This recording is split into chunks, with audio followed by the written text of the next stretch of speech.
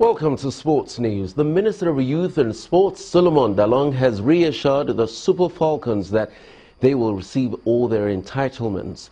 Mr. Dalung, who met with the players and officials at their hotel in Abuja, urged them, as well as the officials, to be patient with the federal government so that their laudable achievement at the Africa Women's Championship can be appreciated. The minister said he is aware that the coaches are also being owed. He promised the African champions that the process to sort out their money has begun.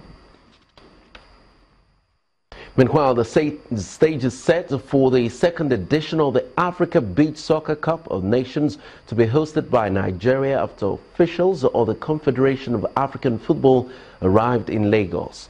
The delegation from Ghana, Egypt, Cote d'Ivoire, Madagascar, Libya, Senegal and Morocco will fly into Lagos on Saturday. All parties will take up their accommodation on that day.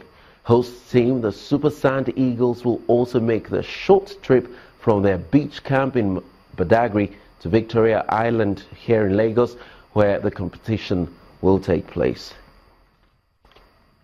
And in club football, Barcelona have invited Chapecoense to play in the Gamper Trophy next season as a form of tribute to the 71 people who died in a tragic air disaster. Chapecoense players, backroom staff and officials were amongst the victims when a flight carrying the team to the Copa Sudamericana final against Atlético Nacional crashed in Colombia last week. The football world has united in its support for the Brazilian Serie A side, with numerous clubs and players having offered to help in the wake of that tragedy. International Olympic Committee President Thomas Bach believes the way cities are awarded Olympic Games must change because too many losers are created under the current system. Bach said the IOC should think about how to make the necessary changes. Under current rules, cities can be eliminated at any stage of the two-year process before the final selection is put to a vote. For the 2024 edition, the IOC introduced an invitation phase for potential bidders to ensure they eliminate weak candidacies. And tennis legend Boris Becker says Novak Djokovic failed to train hard enough and will not regain the top world ranking unless he puts in the hours. Djokovic has confirmed rumors that the German legend is no longer his coach after the pair spent 3 years together. The Serbian has won 12 Grand Slam titles, with 6 of them under Becker.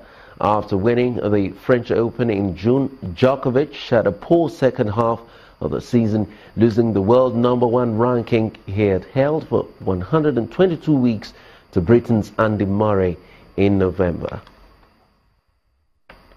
And those are the major stories in the world of sports. The rest of the news at 10 continues in just a moment.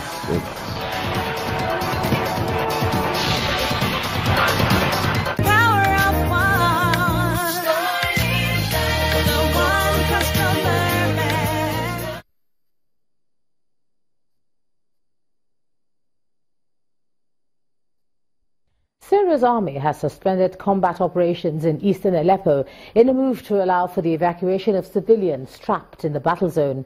Russia's Foreign Minister Sergei Lavrov says some 8,000 people could be taken out. Government forces have retaken 75% of East Aleppo in recent weeks, areas rebels had controlled for 4 years. A White House spokesman says the U.S. welcomed the news as an indication of something positive, but a local council leader in Aleppo pleaded earlier for the protection and help for civilians, saying some 150,000 people have been condemned to death. And U.S. President-elect Donald Trump is expected to name an outspoken critic of President Obama's climate change policies as head of the Environmental Protection Agency. 48-year-old Oklahoma Attorney General Scott Pruitt is seen as an ally of the fossil fuel industry. He's been a key player in legal challenges against the EPA regulations on greenhouse gas emissions. However, Democrats and environmentalists in the U.S. have expressed dismay, calling Mr. Pruitt a climate change denier. And the main news again. The United States government today says it's begun talks with the federal government on the release of the $458 million Abacha loot. The U.S. Deputy Chief of Mission, David Young, who disclosed this at a conference in Abuja, however, said the legal process for the recovery will take some time. That's the news at 10 tonight. Thanks a lot for staying with us. I'm Ijoma Onyato. Good night.